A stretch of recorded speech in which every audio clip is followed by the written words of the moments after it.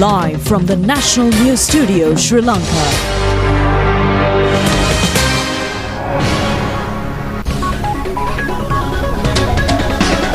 Hello there, good evening and a warm welcome to the 9 p.m. news bulletin on the most prestigious channel in Sri Lanka. Bringing you your top stories for tonight, I am Lakshit Idrisinghe.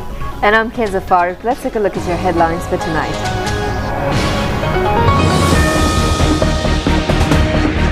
National television felicitated by a number of presidential media awards. Charita Minipura Arachi. Congratulations. And he wins the award, the prestigious award, at the Presidential Media Awards 2025, the year's Best News Reading English.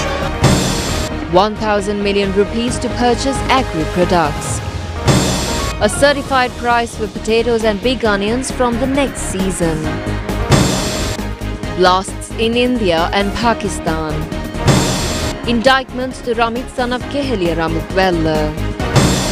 1,750 cabs to improve the efficiency of government service. Steps to establish multimodal centres island-wide.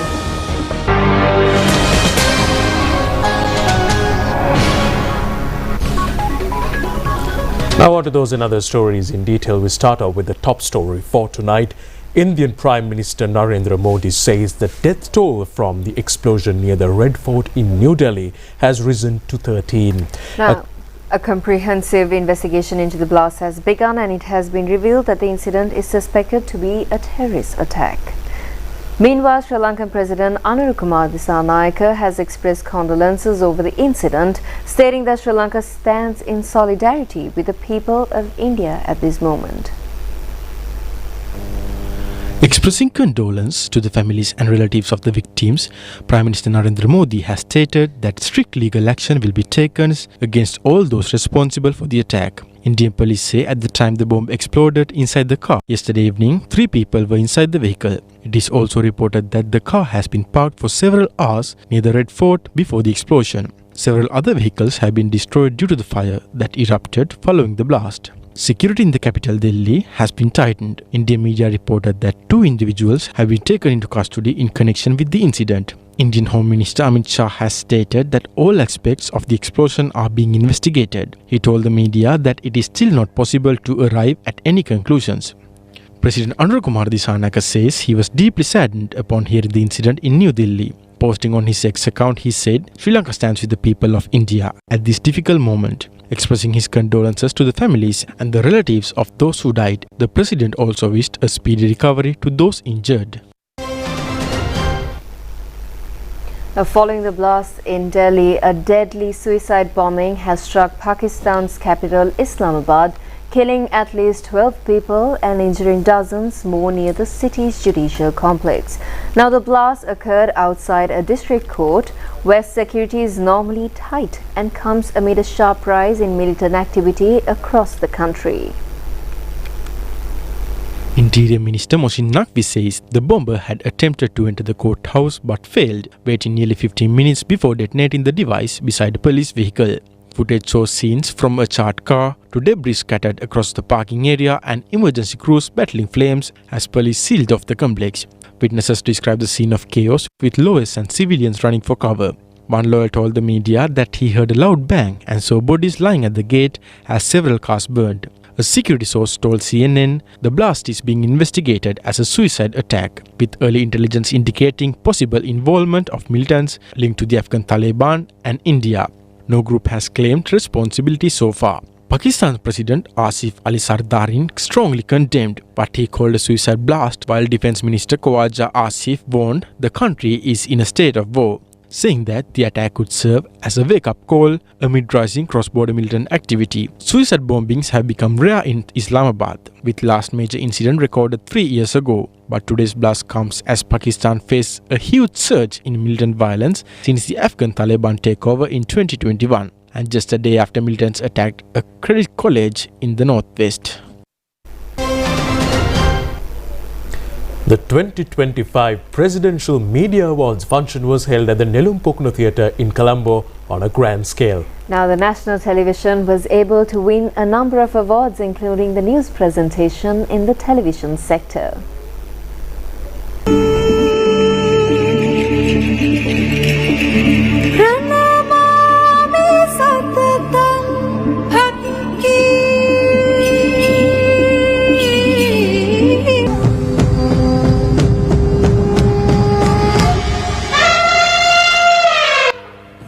Awards were given away at the Presidential Media Awards ceremony this year for programs and other creations presented in 2023. The award ceremony, held under the patronage of Prime Minister Dr. Harini Amarasurya, was also attended by Minister of Health and Mass Media Dr. Nalinda Jayatissa, Deputy Minister of Mass Media Dr. Kaushalya Aryaratne, Health Dr. Hansaka Vijay Muni, Secretary to the Ministry of Health Consultant Dr. Anil Jas Singha, and a number of other guests. The objective of the awards function is to appreciate the creation contribution and the services rendered by media persons for a reliable media in innovation. Stalwarts in the field of media.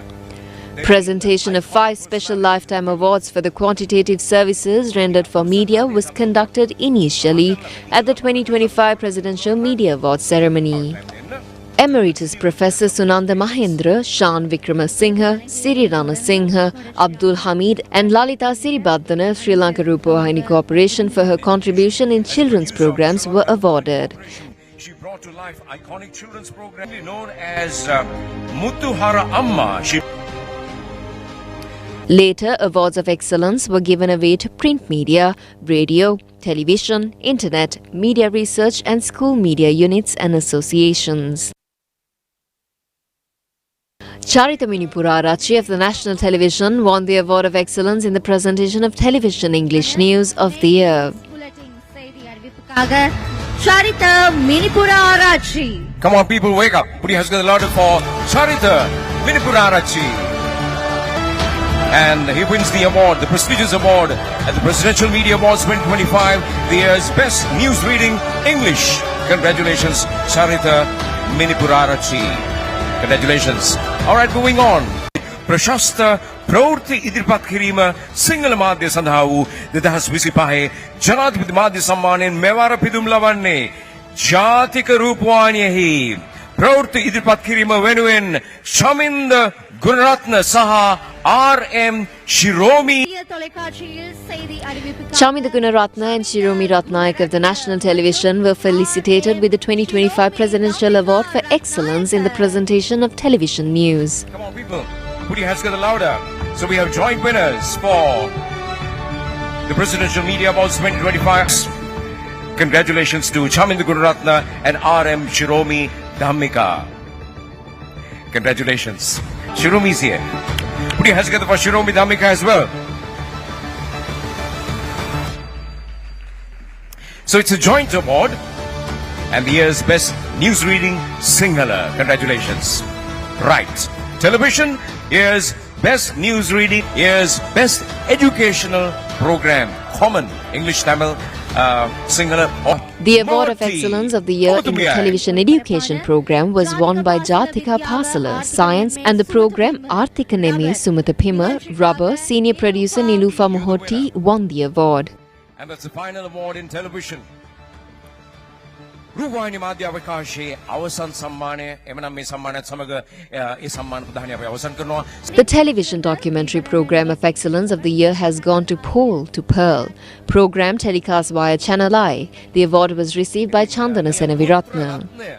Vedikawata enawa sammane laba ganna. Honda prasannadak madhya samman ulile jury vishesha sammanen mewara pidum labanne.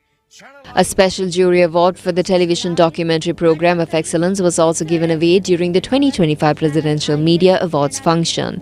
It was won by Lasantha Rumesh Shantilak Siri for the program Green Barber, telecast via ChannelEye. Lasantha Rumesh Shantilak Siri. Congratulations. Congratulations to all the awardees, and I wish you all the very best in ensuring an ethical media service for the citizens of this country. You have often been called the fifth pillar in a democracy, and the importance of that pillar continues to be visible and continues to be reinforced in our nation, and I wish you all the very best to continue that service. Thank you very much. Awards were also given to Professor Praneeth Abesundara, Professor Samantha Herath and appreciating other members who were judges in the related sections at the ceremony. Veterans of various sections of media and other distinguished guests were present at the ceremony.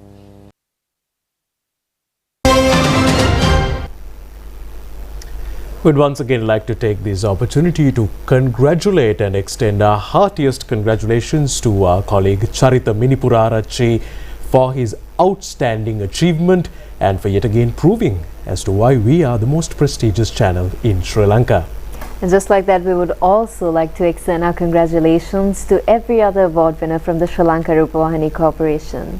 Now, moving on, according to Cabinet spokesman Minister Dr. Nalinda Jayatissa, a sum of 1,000 million rupees has been allocated for the purchase of the harvest of farming community during next year. Now, the minister revealed this at the Cabinet media briefing held today. Minister Dr. Nalinda Jayatissa said that while providing a justifiable price for the local farmer, the responsibility of the government is also to provide agricultural products to the consumer at a bearable price. A sustainable solution is necessary in this regard. The government can provide a justifiable price in the market and to purchase a certain amount. When everything is purchased, it cannot be compared to the purchases conducted by the private sector. During the period from 2nd to 10th October, more than 100,000 kilograms of potatoes, 71,000 kilograms of big onions and 12,000 kilograms of small onions were purchased by Sathosa. An amount of 1,000 million rupees has been allocated for next year in order to strengthen the purchasing process. The minister stated that it has been decided to purchase cabs for state officials in order to achieve economic targets. Minister Dr. Nalinda Jayatissa said that in order to take the development process to the people, an efficient and a productive government service is required. He added that no permits are required for those who have been provided with vehicles already, since they have sold the majority of permits they had earlier. Today is the third day of the second reading of the Budget 2026.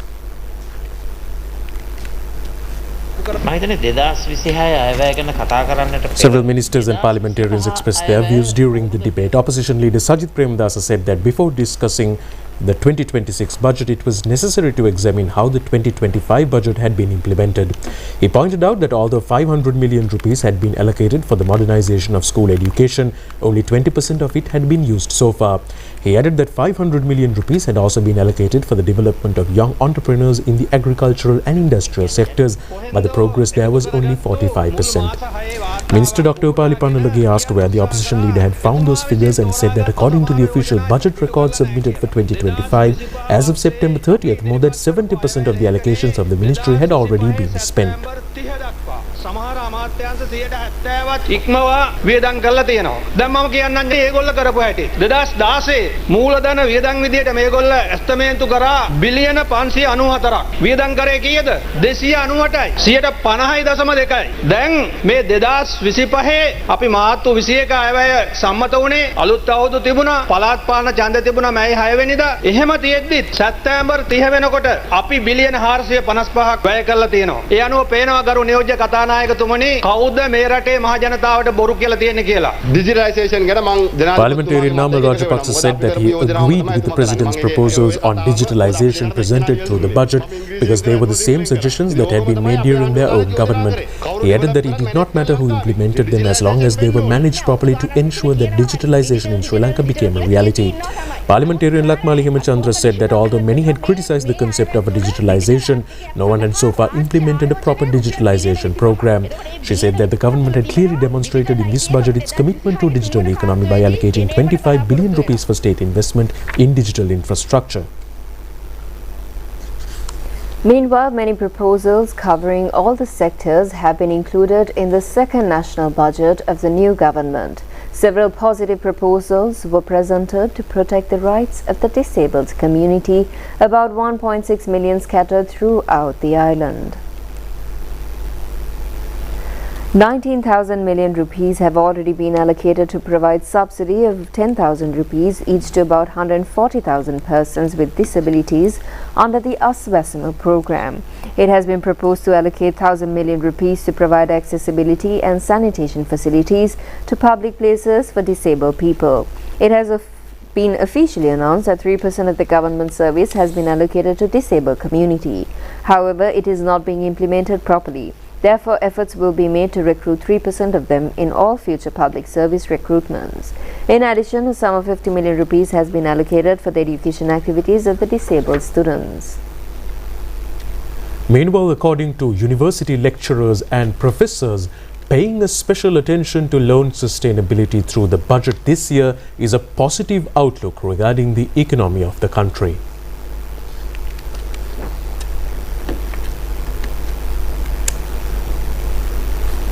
Professor Prasanga Dunasinghe of the Department of Economics at the University of Colombo said that the government's borrowing ceiling had clearly been lowered. He said that in his view this was a positive development. Although the budget deficit had risen to some extent compared with the previous year and nominal revenues to be collected had fallen, if the government can use the borrowed funds to finance forward-looking capital investment and cover the remainder, then such borrowing would be a positive measure and should be sustained over time.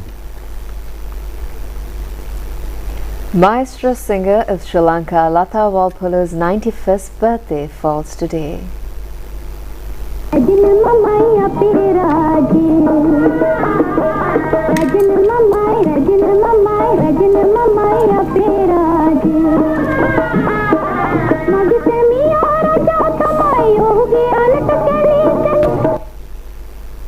Lata Walpola, who was born in Mount Lavinia in 1934, presented her first performance at the Radio Ceylon in 1946 as a 12-year-old girl. She has sung over 10,000 songs at present. Among them, there are Hindi and several other foreign language songs. She is considered as the eternal queen of singing in Sinhala cinema.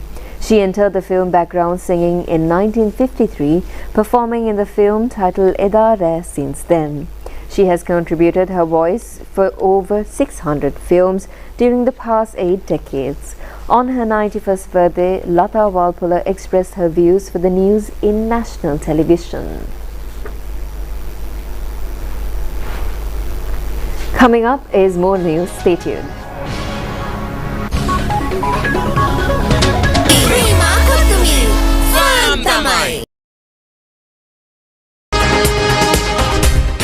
Live from the National News Studio, Sri Lanka.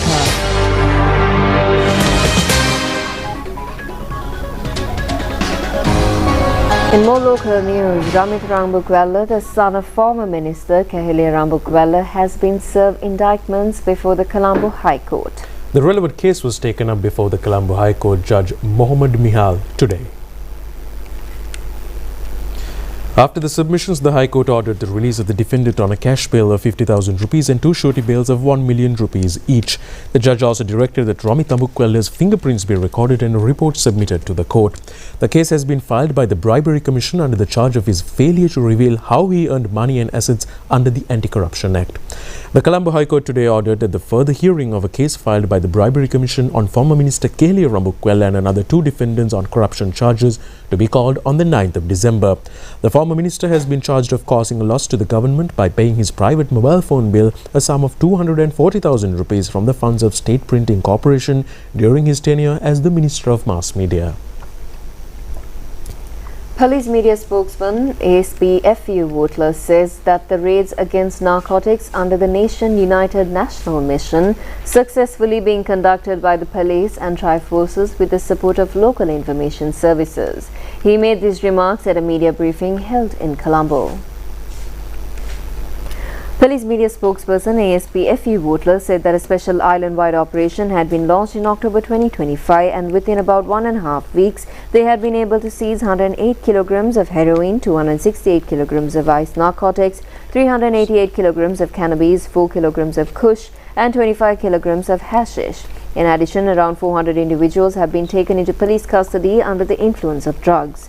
He further stated that within 2 weeks, 13,490 people had been arrested and that 259 individuals were being held under detention orders and remand orders for further investigations. The spokesman added that the main objective of this national operation was to apprehend large-scale drug traffickers and to direct those addicted towards rehabilitation. He also mentioned that within those 2 weeks, 164 individuals referred for rehabilitation. The Cabinet has approved the establishment of multimodal centres linking bus stands and railway stations where the highest number of passenger circulation is present in the island. This will be implemented under the national policy to provide a streamlined and an efficient public transport service in the country. Under the project, transportation media such as buses, trains, taxis will be intercoordinated and improved. 11 multimodal centres will be established island-wide. The proposal was presented by Minister Bimal Ratnayaka. Sri Lanka Housing Development Finance Corporation Bank and the State Mortgage and Investment Bank are to be restructured. The objective is to raise the operational efficiency and to ensure the stability of the entire banking sector along with safeguarding the requirements of depositors. Operations will be conducted as affiliated institutions of it. The Cabinet approved the proposal by President Andru Kumara Dissanayake. Small bridges under local development institutions will be sustainably developed. The Cabinet gave its green light for the proposal presented in this regard by Minister Professor Chandana Abeyratne. The project will be implemented with the objective of ensuring a safe destination, reducing transportation expenses, improvement of market approach and providing facilities for rural products. Under the project, 880 bridges of 229 local government institutions will be improved. The government also granted its approval for the proposal to provide necessary vehicle facilities in order to maintain the duties of the Department of Prisons efficiently. 8 bidders have presented their bidding for this. Minister Attorney at Law Harshana Nanayakkara presented the proposal for the procurement of vehicles for the Department of Prisons based on the recommendations presented by the high-level statutory procurement committee in this regard. The Jaffna Indoor Sports Complex will be constructed with facilities under an estimated cost of 170 million rupees. The Cabinet granted its approval for this purpose. The proposal was presented by Minister Sunil Kumara Gamage. The Cabinet also granted its approval for the proposal presented by Minister Himiduma Sunil Senavi in order to introduce a new act in place of Sri Lanka National Film Corporation Act. A preliminary draft has been formulated in this respect. This proposal was presented in order to provide instructions to the legal draftsman to formulate a draft including the provisions in order to establish the Sri Lanka National Cinema Council. The University Act will be amended, to which the Cabinet has given its approval. This will facilitate to strengthening the institutional administration and to expand the pool of qualified candidates for the post of Chief Academic Administrator in the university system. Prime Minister Dr. Harini Amarasuriya presented the proposal. The Cabinet of Ministers gave its green light to implement the pilot model structure to introduce the system in distributing piped drinking water to the irrigation sector in Sri Lanka. The objective of this project is to reduce the wastage of irrigation water rampant in various traditional open canal systems, provide relief to farmers affected by water scarcity, food crop cultivation with a higher value, encouraging of planters owning small plots of land, and enhancement of women participation in agriculture. Minister of Lands and Irrigation K.D. Lalkantha presented the proposal.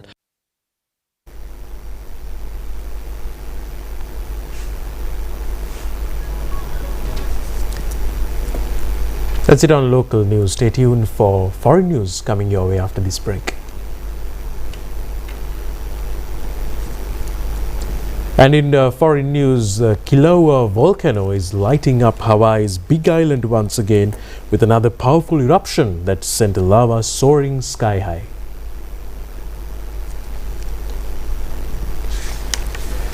And in sports news, before we wind up for today, the first one-day international between Pakistan and Sri Lanka is now in progress at the Rawalpindi Cricket Stadium in Pakistan.